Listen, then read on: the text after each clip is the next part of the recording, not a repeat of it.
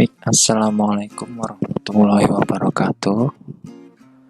Perkenalkan, di sini saya Khalid Filda, NIM K75181020, dari Pendidikan Administrasi Perkantoran UNS. Di sini saya ingin menganalisis tentang sistem informasi manajemen perbekalan. Di sini kita fokuskan pada sistem aplikasi inventory barang. Langsung saja kita masuk ke pembahasan yang pertama, tujuan dari sistem aplikasi inventory barang. Tujuan dari sistem aplikasi inventory barang di sini adalah untuk menginventory barang pembelian sekaligus menentukan harga pokok atau harga jual yang tepat menggunakan metode average, yaitu dengan menghitung harga rata-rata dari harga stok lama dan stok baru yang mungkin berbeda pada saat pembelian ke supplier. Itu bagaimana? Langsung saja kita masuk ke contohnya. Baiknya, di sini adalah contoh alur dari sistem persediaan stok tersebut. Ini adalah contohnya yang pertama, yaitu tanggal 10 Januari 2020, toko A memesan barang pada pemasok A sebagai berikut. Di sini toko A memesan barang iPhone X 64GB pada tanggal 10 Januari 2020. Harga modalnya untuk satu unit iPhone X 64GB yaitu 10 juta rupiah. Melakukan pemesanan sebanyak 20 unit, kemudian total modalnya adalah 200 juta rupiah. Beriring dengan waktu, pada tanggal 30 Juni 2020, stok iPhone X ini tinggal 5 pieces. Kemudian toko A melakukan progress order kepada supplier pada tanggal 1 Juli 2020 sebagai berikut. Karena tinggal 5 pieces, toko A order lagi. Berikut rinciannya, yaitu iPhone X 64GB pada tanggal 1 Juli 2020 dengan harga modal pada bulan tersebut adalah 9 juta rupiah. Ini ada selisih 1 juta dari bulan sebelumnya. Dengan kuantitas 10 unit iPhone X, kemudian total modalnya adalah 90 juta rupiah. Update stok barangnya sebagai berikut. Tanggal 20 Juli 2020, iPhone X 64GB stoknya ada 15, 5 dari stok pada pembelian bulan Januari, kemudian 10 dari pembelian bulan Juli. Harga modal bisa dilihat di sini. Yang pertama ini pada bulan Januari, harga pertama yaitu 10 juta kali sisanya 5 stok ditambah 9 juta kali 10 unit pembelian pada bulan Juli. Total modalnya yaitu 140 juta rupiah. Sistem ini langsung menginput harga tersebut menjadi modal tersebut menjadi modal average atau rata-ratanya, yaitu 140 juta bagi 15 unit, yaitu harga modal per unit iPhone X 64GB dihitung menjadi 9.333.000 sekian rupiah. Kenapa begitu? Di sini karena yang pertama tadi pada bulan Januari masih ada stok 5 unit dengan harga awal 10 juta. Kemudian pada pembelian bulan Juli harga turun menjadi 9 juta. Kemudian order 10 unit. Apabila mengikuti harga awal 10 juta untuk satu iPhone X, modalnya itu terlalu kemahalan karena sudah turun harga. Kemudian apabila 15 unit ini mengikuti harga 9 juta, maka masih ada stok 5 juta yang harga 10 juta. Jadi nanti terdapat kerugian. Nah, pada sistem ini dihitung rata-rata 9.333 sekian rupiah. Nah, ini untuk menutup harga modal pada bulan Januari, dan juga masih ada keuntungan pada modal bulan Juli. Nah, sistem ini cara kerjanya seperti itu. Nah, kita lanjut ke dari pemesanan barang. Nah, yang pertama ini ada bagian penjualan, kemudian administrasi atau karyawan, kemudian ada bagian supplier, kemudian ada bagian pemilik toko. Nah, yang pertama bagian penjualan memulai cek persediaan stok. Nah, jika stok ada, maka tidak melakukan pemesanan barang. Jika stoknya kurang atau tidak ada atau sudah menipis, maka melakukan pemesanan barang.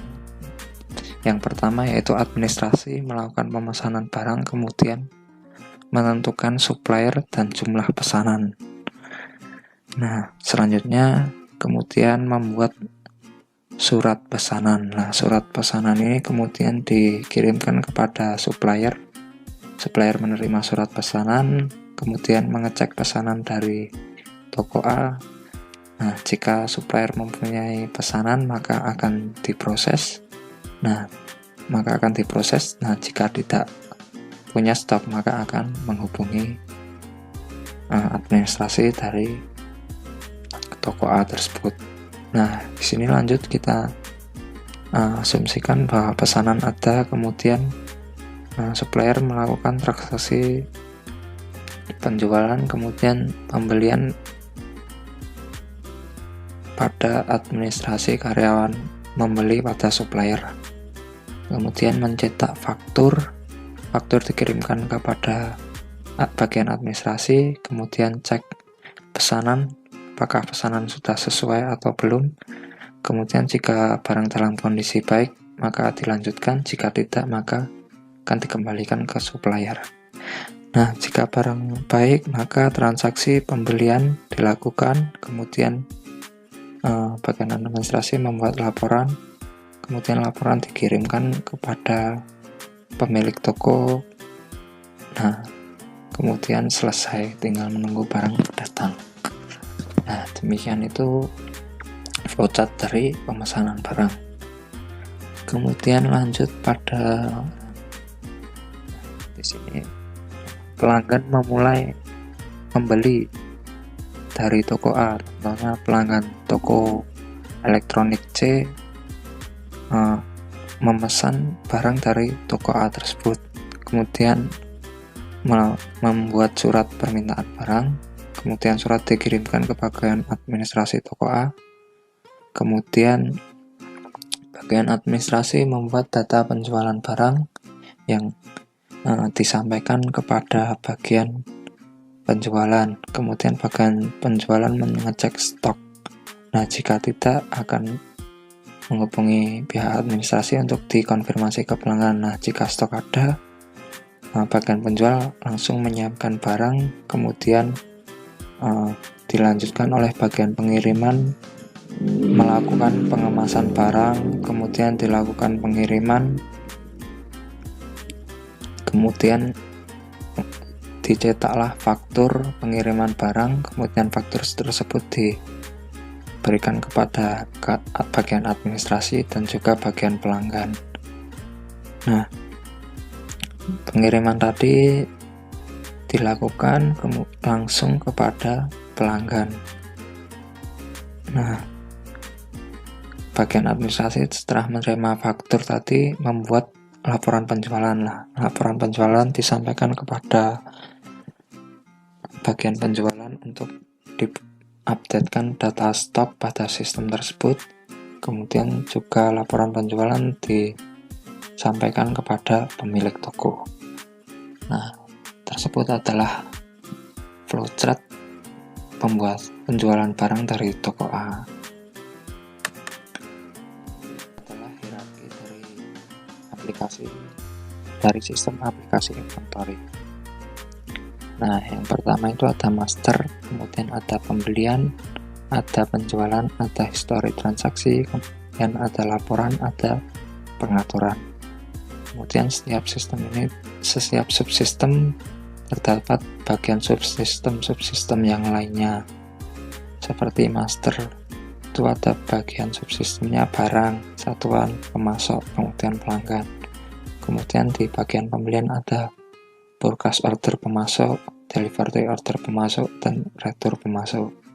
Kemudian di bagian penjualan itu ada purchase order pelanggan, delivery order pelanggan, dan juga retur pelanggan.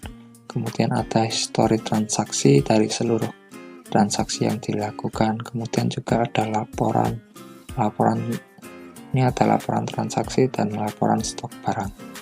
Kemudian dalam sistem juga terdapat pengaturan untuk mengatur hak akses yang mengatur sistem aplikasi tersebut, yang berhak mengakses sistem aplikasi tersebut. Kemudian juga ada backup database, kemudian juga ada restore database. Nah, itu salah satu dari hierarki sistem aplikasi inventory barang ini. Awal dari sistem aplikasi inventory barang tersebut. Ya, ini seperti yang sudah saya jelaskan tadi, ada master, ada pembelian, ada penjualan, kemudian ada histori transaksi, kemudian ada laporan, ada pengaturan, dan ada logout. Nah, di sini tampilan dari awal, dari dashboardnya ada barang, kemudian ada transaksi yang telah dilakukan, kemudian ada pemasok, kemudian juga ada pelanggan. Contoh dari tampilan laporan stok barang yang sudah saya jelaskan tadi pada awal tadi. Ini contohnya ada Samsung Galaxy J1 dengan satuan unit, saldo stoknya ada 20 juta, kemudian kuantitas stoknya ada 20, kemudian harga rata-rata per stok adalah 1 juta rupiah. Kemudian ada Apple iPhone 5s 16GB dengan satuan unit, saldo stok 24.500.000, kemudian sisa stok ada 10, kemudian harga modal rata-rata dari setiap stok adalah 2.450.000 rupiah. Nah, demikian adalah sistem dari aplikasi inventory barang. Nah, di sini bagian-bagian di sini sudah sangat lengkap menurut saya. Tidak perlu ada yang dikurangkan dalam sistem ini. Sistem ini sudah cukup, tidak perlu ada yang dikurangkan, tidak ada yang perlu ditambahkan, karena sistem ini memudahkan kita untuk mengatur harga modal dari stok, sisa-sisa stok, walaupun harga modal awalnya itu setiap barang berbeda. Nah, di sini dalam sistem ini dilakukan rata-rata pada setiap stok agar mendapatkan keuntungan yang normal bagi perusahaan tersebut, tidak mengalami kerugian maupun tidak mengalami perbedaan harga yang sangat jauh. Demikian sedikit analisis dari sistem aplikasi inventory barang. Untuk demo linknya nanti bisa diakses pada link deskripsi yang saya berikan. Nanti di situ ada semua, Anda bisa mengaksesnya, mencoba mengakses aplikasi inventory barang ini. Nah, sekian dari saya. Apabila banyak kurang dalam saya menjelaskan, saya mohon maaf yang sebesar-besarnya. Sekian, wassalamualaikum warahmatullahi wabarakatuh.